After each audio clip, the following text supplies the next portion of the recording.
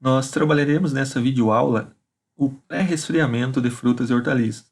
O foco vai ser na uva.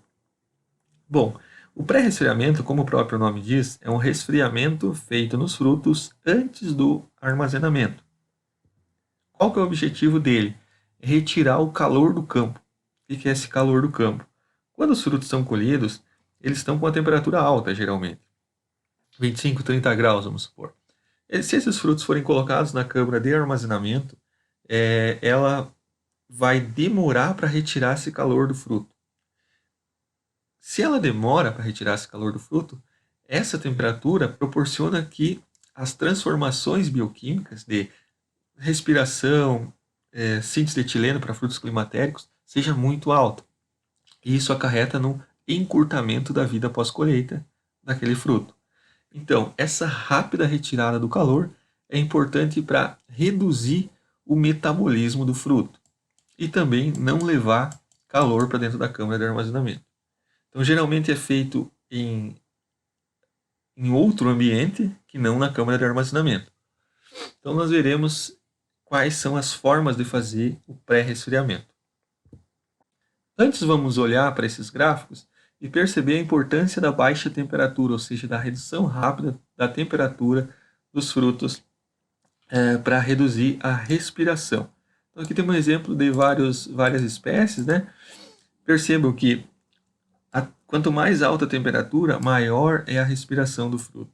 Então, o ideal é temperatura, quanto mais baixa, menor, para reduzir a respiração, pois a respiração é um processo degradativo, um processo que leva ao consumo, né, das reservas e encurtamento na vida pós-colheita dos frutos.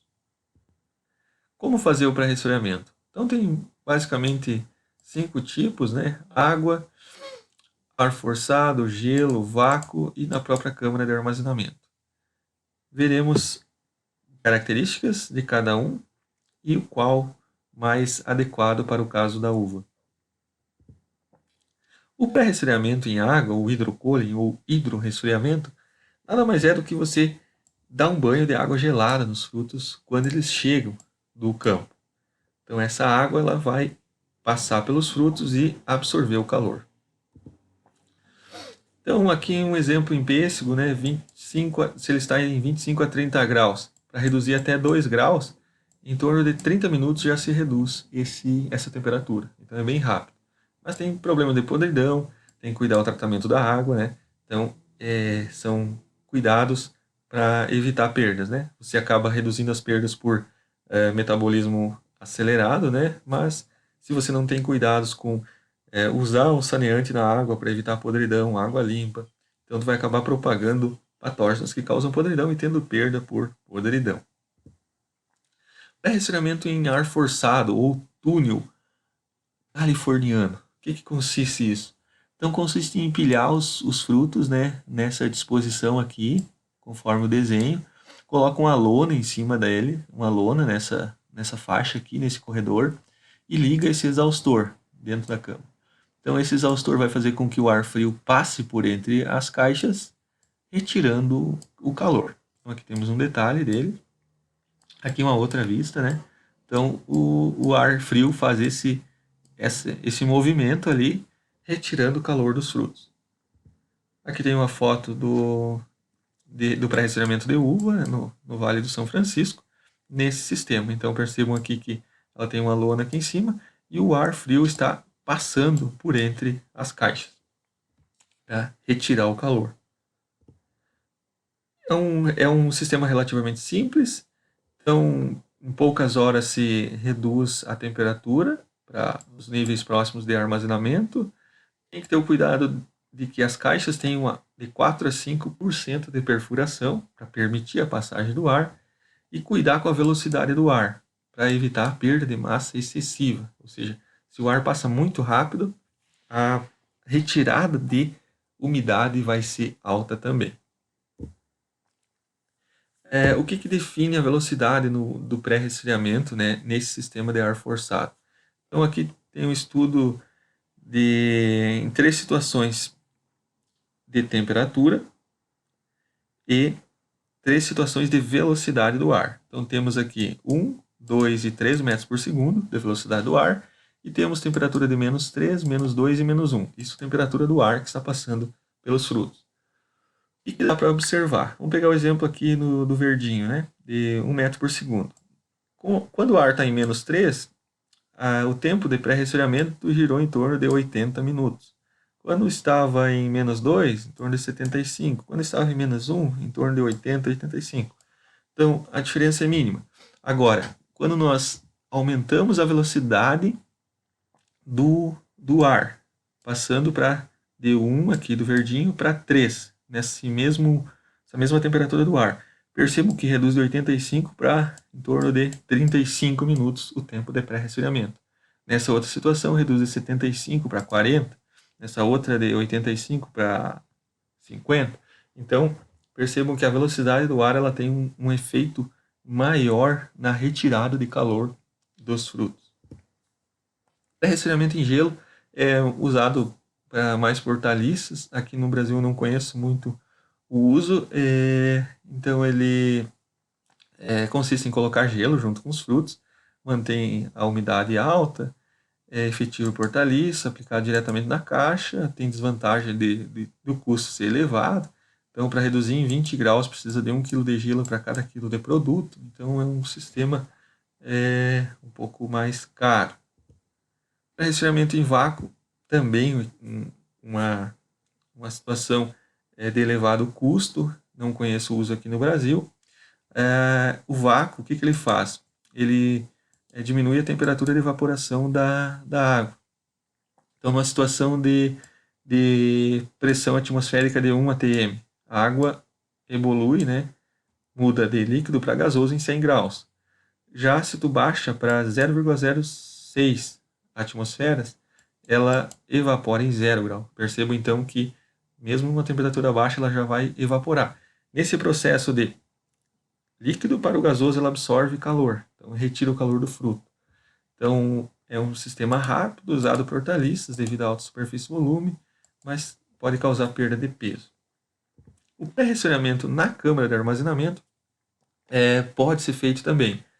Nesse sistema, você tem que colocar no máximo 20% da capacidade da câmara por dia. Então, se a câmara tem capacidade para 10 mil quilos de frutas, então você vai colocar 2 mil quilos hoje, deixar resfriar, amanhã coloca mais 2 mil quilos e assim até completar o volume total da câmara. Então, no máximo 20% da capacidade. É um sistema mais lento, mas ele tem um menor custo por não exigir uma outra estrutura. Fatores que afetam o pré-resfriamento. Então vai ser a forma geométrica dos frutos, né? Então aqui temos vagem, uva, maçã, cada um vai ter uma velocidade de retirada de calor, a dimensão do leito dos produtos, né? Por exemplo, no túnel californiano, né? Qual que é a dimensão desses leitos aqui, quanto maior a dimensão, mais lento vai ser. A embalagem, se os frutos estão embalados ou se não estão embalados, vai ter um impacto na retirada de calor. A forma de pré-resfriamento, logicamente, se for em água, em ar forçado, em gelo, vai ter diferenças na velocidade do pré-resfriamento. Aqui temos um resumo de o que afeta o tempo de pré-resfriamento, né? Então, da diferença de temperatura do produto e do meio de resfriamento. Então, a temperatura dos frutos e a temperatura do ar, por exemplo, do túnel. O coeficiente de transferência de calor, propriedades termofísicas, a forma geométrica dos produtos. Então, isso aqui estão relacionados mais às características físicas do produto. A forma de pré-resfriamento, o tipo de embalagem, o arranjo dos produtos dentro da embalagem, a dimensão do leite dos produtos. Então, tudo isso afeta o pré-resfriamento. Então, no caso da uva, vamos supor que elas já estão embaladas nas caixinhas pequenas, né? Que essas que a gente encontra no mercado. Se elas já estão embaladas, a taxa de retirada de calor vai ser bem menor do que se elas estiverem em caixas grandes de 20 quilos, por exemplo, de 18 quilos. Como saber a eficiência do pré-resfriamento? Isso aqui mais para estudos, para comparação de tipos de pré-resfriamento. Então tem o tempo de meio de resfriamento, que é um parâmetro usado, que é o tempo para reduzir a temperatura inicial até próxima daquela do meio do armazenamento, que é a metade, né, do armazenamento. Se o fruto está em 20, se tu quer armazenar ele em 0, vai ser o tempo para chegar até 10 graus. A temperatura de 7/8 do resfriamento, que é o tempo para reduzir em 7/8 a diferença entre a temperatura inicial até a temperatura de armazenamento. O que é isso? Então você pega o mesmo exemplo aqui, se a temperatura inicial do produto está em 20 graus, 7/8 dessa temperatura é 2,5 graus. Então esse vai ser o tempo de 7/8. Esse tempo aqui, que vai ser necessário para reduzir essa temperatura, é o considerado tempo, então, de 7/8. 7/8. Bom, por que isso é um parâmetro usado? Porque a partir de 7/8, daqui para frente, a retirada de calor de 2,5 aqui até 0, por exemplo, o tempo começa a ser muito grande. Então, para reduzir de 20 para 2,5 é um tempo mais curto, percebam aqui pela inclinação da reta, né? É um tempo relativamente mais... a taxa de redução de temperatura é mais rápida, né? É maior do que daqui para frente, de 7/8 para frente. Então, se utiliza esse dado como parâmetro de pré-resfriamento, ou seja, quando atingiu-se o tempo de 7/8, já para-se o pré-resfriamento e armazena o fruto na câmara. Por que não se continua fazendo pré-resfriando mais ainda? Porque a eficiência passa a ser menor. A eficiência na retirada de calor passa a ser menor, certo? Bom, recomendação para o pré-resfriamento da uva de mesa. A forma mais recomendada é o ar forçado, ou túnel californiano. O ideal é baixar a temperatura da uva até 3 a 4 graus, num tempo de 8 a 10 horas. Isso seria a situação ideal. Então, esse tempo aqui, logicamente, vai depender da velocidade do ar, do túnel, da temperatura do ar, da forma de disposição dos frutos, mas o ideal é isso. Quais são os benefícios?